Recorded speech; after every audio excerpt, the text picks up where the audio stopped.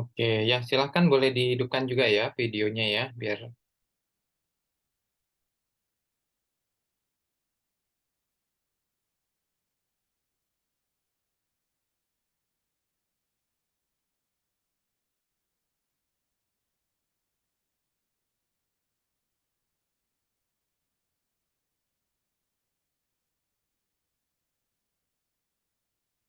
ayo siapa lagi yang bisa menghidupkan video?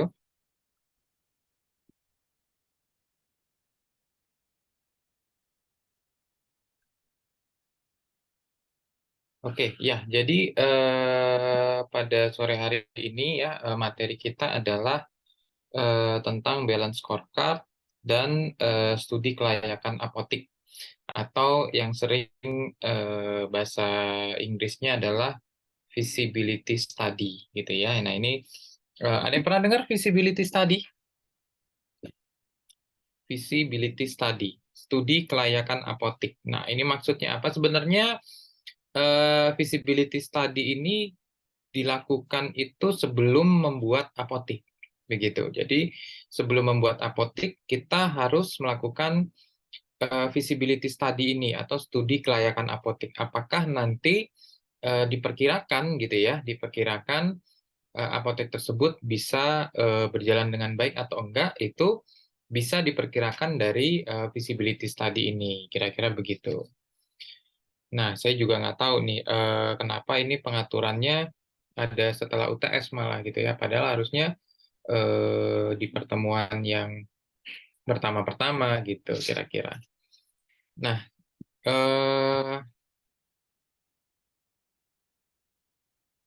oke, saya akan cepat aja ya. Apotik ini masih definisi ya, sarana pelayanan kefarmasian, tempat dilakukannya praktek kefarmasian oleh apoteker.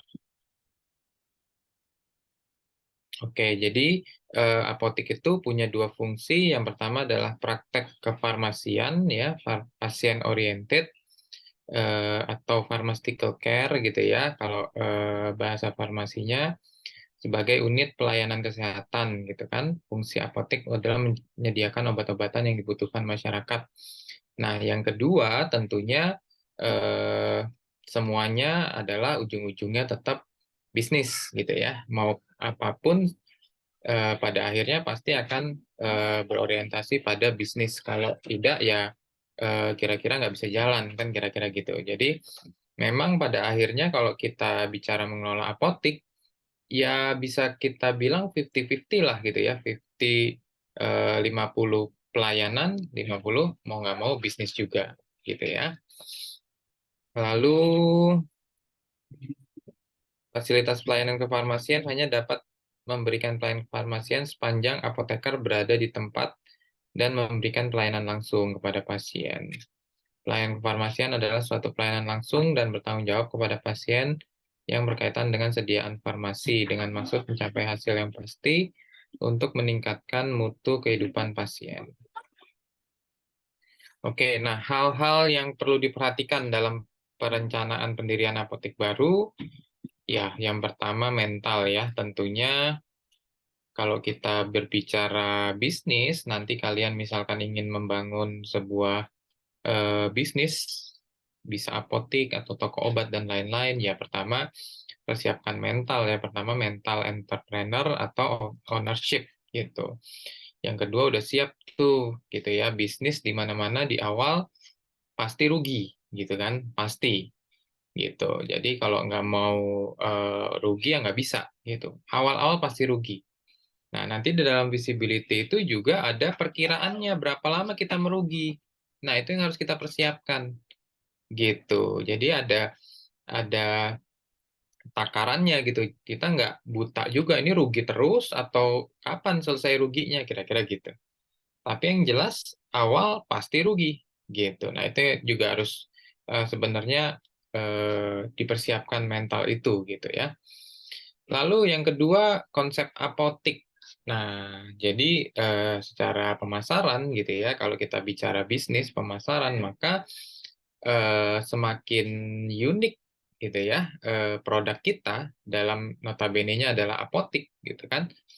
Semakin unik, semakin diingat dan semakin apa orang akan mengingat gitu ya apotek kita. Nah, tentunya makanya setiap produk, kalau kita bicara bisnis ya, setiap produk dalam hal ini tadi produk kita apotek, kita harus mempunyai sesuatu yang unik gitu. Kalau bahasa pemasarannya unique selling point gitu ya, atau diferensiasi perbedaan, kira-kira begitu. Nah, ini harus kita konsepkan gitu ya, apotek kita yang unik dari apotek kita seperti apa gitu. Karena kembali ya, kalau apotek kita sama-sama aja gitu ya, ya orang akan memilih yang udah lama gitu kan ya, yang udah biasa gitu. Karena kita sama-sama aja. Jadi konsepnya perlu dipersiapkan. Nah, yang ketiga nanti akan kita pelajari nih, studi kelayakan atau feasibility study. Nah, kadang orang males juga nih di area sini gitu ya. Jadi ya udah buat aja gitu ya. Buat aja nggak usah penelitian dulu gitu. Jadi seperti itu. Lalu pemilihan penggunaan software apotek. Nah, ini juga mau nggak mau ya zaman sekarang udah memakai software semuanya gitu ya.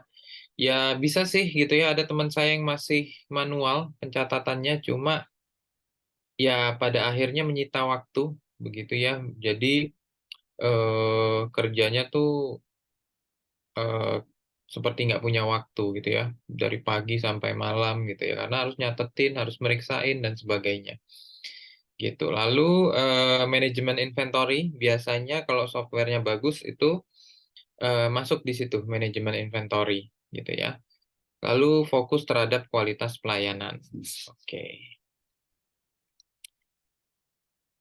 Oke, untuk memulai butuh keberanian, tapi untuk berkembang kita butuh ilmunya, gitu ya.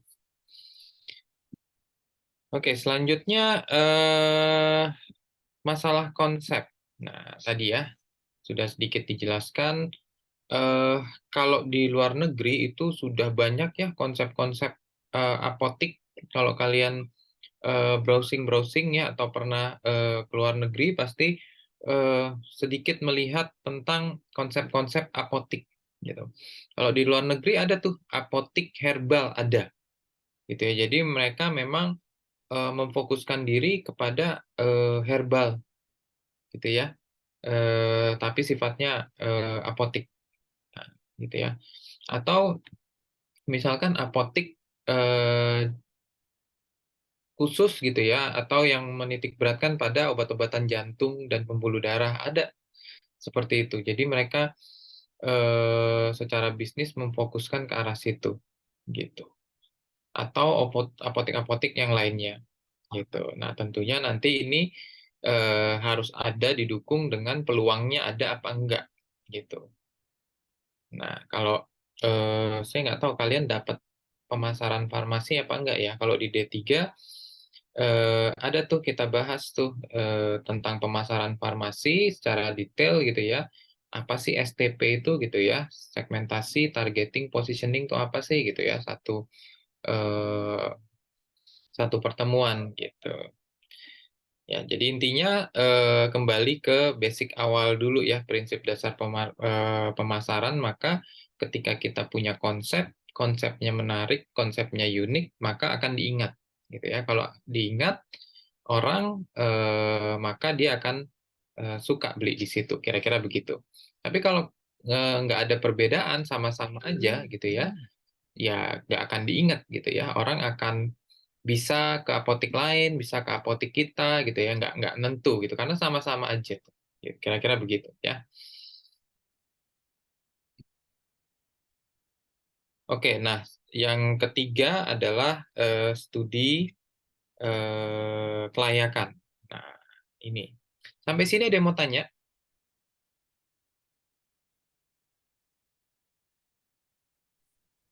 Belum, Pak. Belum ya, bisa diikuti tapi ya. Oke. Ya, jadi tadi ya kita bicara konsep sudah, sekarang yang poin ketiga adalah studi kelayakan. Nah, memang studi kelayakan ini kadang-kadang males ya dilakukan karena memang yang dibahas banyak gitu ya, dan detail gitu. Bahkan feasibility study ini gitu ya, itu bisa dijadikan KTI atau skripsi gitu, karena memang sudah ada pakem-pakemnya. Apa saja sih yang mesti kita cek gitu. Nah, kalau kita bicara kelayakan apotik baru, ada 7 aspek nih gitu ya. Nanti kita bicara aspek umum, ekonomi, pasar, legal, manajemen, teknik, dan keuangan. Nah, ini nanti kita bahas satu-satu gitu. Kalau hasilnya bagus semua ya berarti area ini atau daerah ini layak dijadikan apotik gitu kesimpulannya. Jadi kalau ada yang mau ambil judul ini bisa gitu ya dijadikan skripsi gitu. Oke, hal mendasar dalam pendirian apotik baru pertama lokasi, lokasi yang strategis ya. Eh ya nanti memang lokasi berpengaruh ya untuk apa mau memudahkan pasien dalam mencari apotik atau membeli apotik di apotik kita, membeli obat di apotik kita gitu ya. Nah, cuma memang sekarang lokasi ini sudah mulai bergeser. Artinya kenapa? Karena sekarang mulai banyak platform online gitu ya. Kayak Halodoc, Klik Dokter dan lain-lain lah.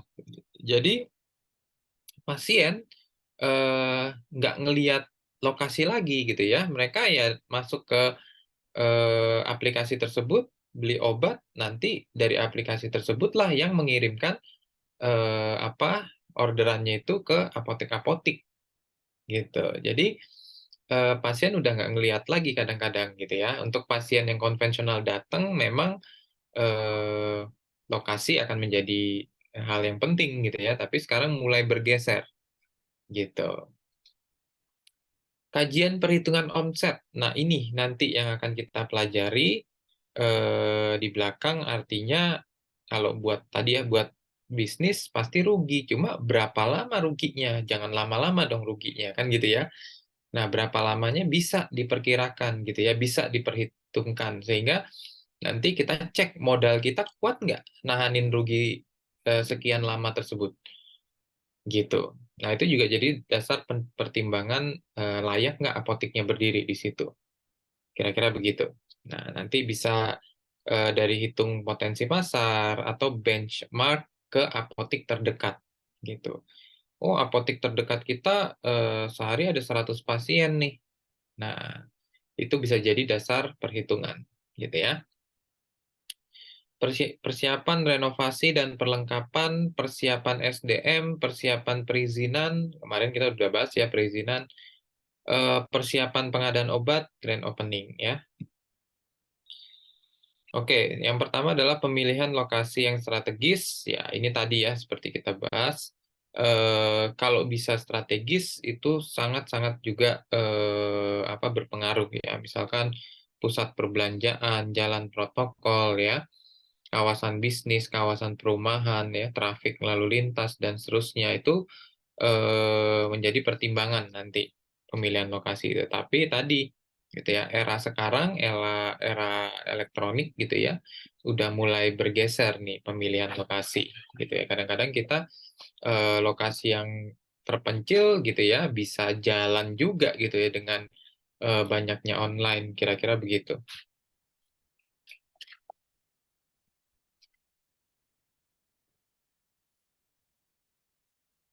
Evaluasi yang terhadap pemilihan lokasi itu adalah akses menuju lokasi, visibility lokasi, kemudahan lokasi untuk dijangkau, keberadaan fasilitas umum, transportasi menuju lokasi, kapasitas parkir, persaingan, ya, jumlah penduduk. Nah, ini yang menjadi pertimbangan.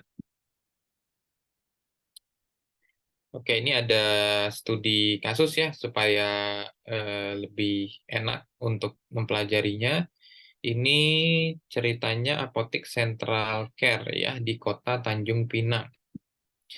Nah, kita cek satu-satu aspeknya gitu ya. Pertama aspek umum. Nah, kita bisa buat nih tinjauan latar belakangnya. Jadi secara umum pasarnya si Tanjung Pinang itu seperti apa sih kira-kira gitu ya. Nah, ini nanti tinggal dibaca aja. Daya belinya bagaimana, potensinya gimana, peluangnya rata-rata dan seterusnya ya, rata-rata pendapatan nasional gimana dan seterusnya. Nah, itu kita membahas aspek umum gitu. Nanti misalkan kalian skripsi begitu ya, di aspek umum membahas itu. Aspek ekonomi. Nah, terus kita bicara perekonomian nih di Tanjung Pinang atau di area tempat kita berdirinya seperti apa. Kira-kira begitu ya. Yang ketiga, kita bahas aspek pasar. Nah, kalau kita bicara aspek pasar, kita bicara artinya area situ kira-kira rame apa enggak sih, kan gitu ya. Nah, maksudnya rame itu apa? Nah, ada berapa rumah sakit, ada berapa praktek dokter pribadi, ada berapa klinik, gitu ya. Termasuk ada berapa apotek, gitu. Dibahas tuh, gitu ya. Nah, terus dibuatkan eh, checklistnya lah, kira-kira gitu ya. Nah, ini nanti kalau mau tinggal diambil aja, gitu ya. Nah, analisis pesaing, ada berapa apotek, gitu kan ya. Nah, estimasinya berapa mereka sebulannya, gitu ya. Terlihat ya bisa kita estimasikan dari berapa pasien yang berkunjung, gitu.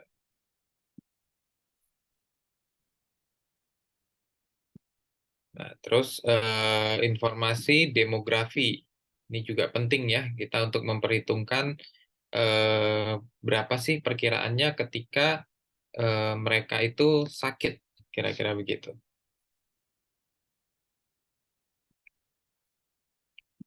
Nah, lalu dibuatkan balance scorecard, gitu ya. Balance scorecard itu adalah pembobotan. Jadi bobot, rating, lalu nilai, gitu. Maksudnya gimana, gitu ya? Jadi rating ini 1 sampai 10, gitu kan? Bobot ini harus 100 jumlahnya. Terus angkanya ini dari mana? Jadi dari pertimbangan kita, misalkan akses menuju lokasi, penting nggak? Gitu ya. Kalau penting, kita mau kasih bobot berapa? Gitu. Nah, nanti dibagi-bagi ya tentunya ya. Oh, cukup penting lah akses menuju lokasi, jadi kita kasih bobot 20. Persaingan di area atau catchment area, itu penting nggak? Ya penting lah gitu ya. Misalkan seperti itu, kita kasih bobot 20. Sisanya 10-10 gitu ya. Keberadaan fasilitas umum nggak gitu penting 5 gitu ya. Pokoknya ini nanti dijumlah mesti 100. Nah, barulah kita kasih rating gitu ya. Lokasi kita seperti apa ratingnya? Oh, bagus 10 gitu ya. Akses 10 dan seterusnya. Terus apa?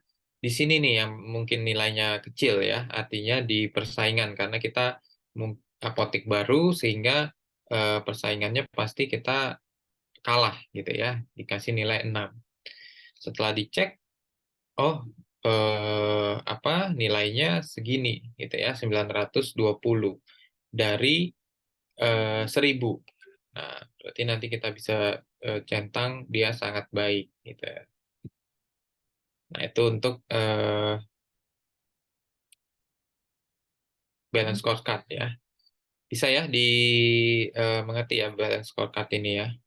Jadi ada bobot, rating, lalu dikalikan. Nanti dapat nilainya. Yang berikutnya adalah aspek legal.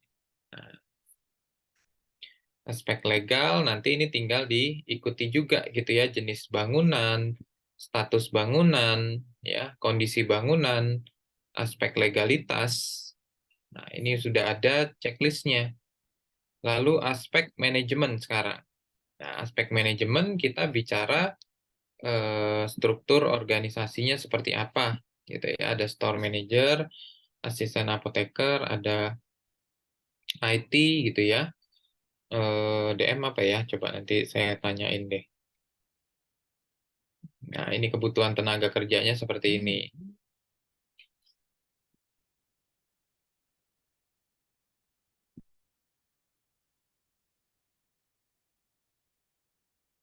Lalu yang keenam adalah aspek teknis, ya.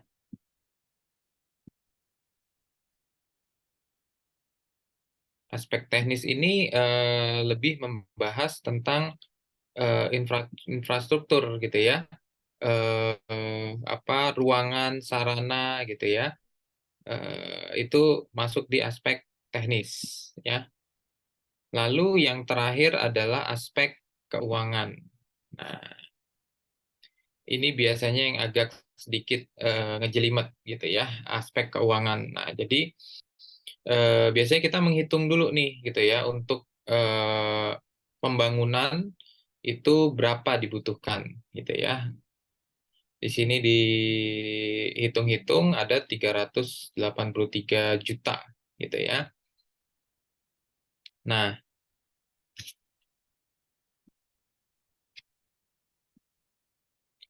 ini yang baru kita asumsikan gitu ya. Eh, Berapa sih targetnya? Nah, jadi omset per tahun, tahun pertama sekian ya, tahun kedua dia kan akan naik terus gitu ya. Asumsinya akan naik terus. Per bulannya berarti sekian, per harinya sekian gitu ya. Kalau kita bicara HPP ya, HPP itu 75%, artinya kita dapat margin 25% gitu. Berarti sekian. Laba kotornya berarti eh,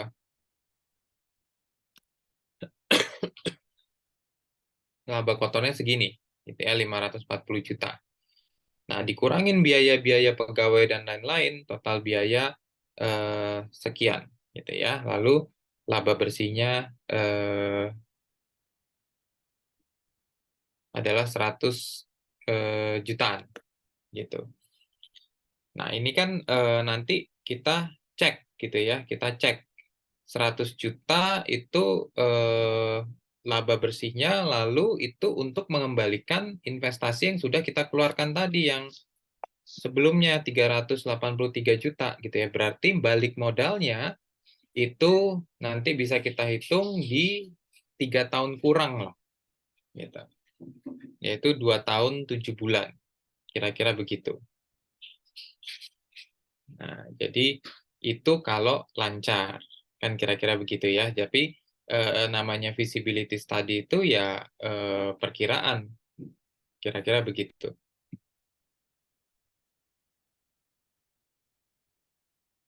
Ini target minimal, ini target agresif, gitu ya. Nanti bisa kita cek gitu. Nah, dari hasil analisa keuangan, nilai indikator kelayakan proyek atau IRR ya sebesar 30,99%, lebih tinggi dari diskon faktor sebesar 15%. Gitu. Terus BEP-nya 2 tahun 7 bulan, menunjukkan bahwa proyek layak dilaksanakan. Kira-kira begitu. Nah, nanti biasanya persenan ini gitu ya, itu return-nya berapa sih gitu ya. Nah, itu di sini 30% ya, atau 31% return-nya setiap tahun. Nah, makanya tadi kurang lebih 2 tahun atau 3 tahun baru kembali gitu.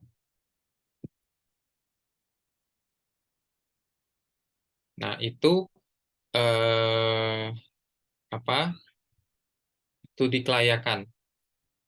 Nah, jadi paling nggak sebelum kita membuat apotik gitu ya, kita harus membuat studi kelayakan dulu gitu ya.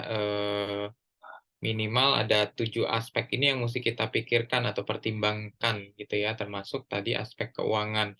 Kira-kira eh, balik nggak sih atau baliknya berapa nih dari modal kita? Kira-kira begitu. Nah, itu visibility study namanya. Oke, ada pertanyaan sampai sini? Sambil saya coba buka absensi ya.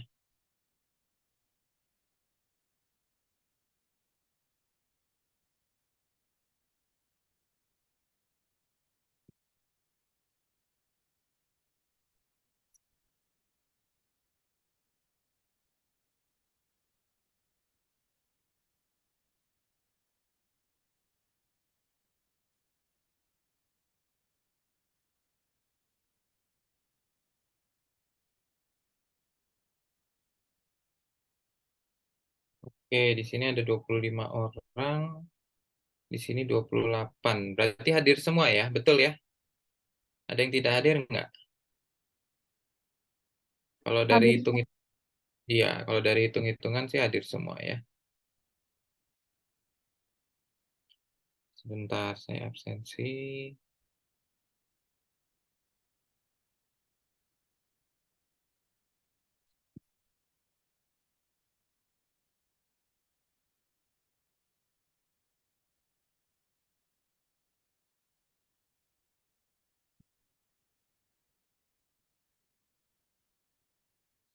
Oke, ya sudah. Oke, terakhir ada yang mau didiskusikan kembali?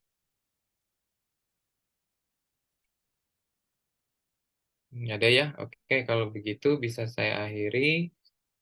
Terima kasih semuanya. Selamat sore ya. Sore, Pak. Sore, Bapak. Terima kasih. Sore, Pak.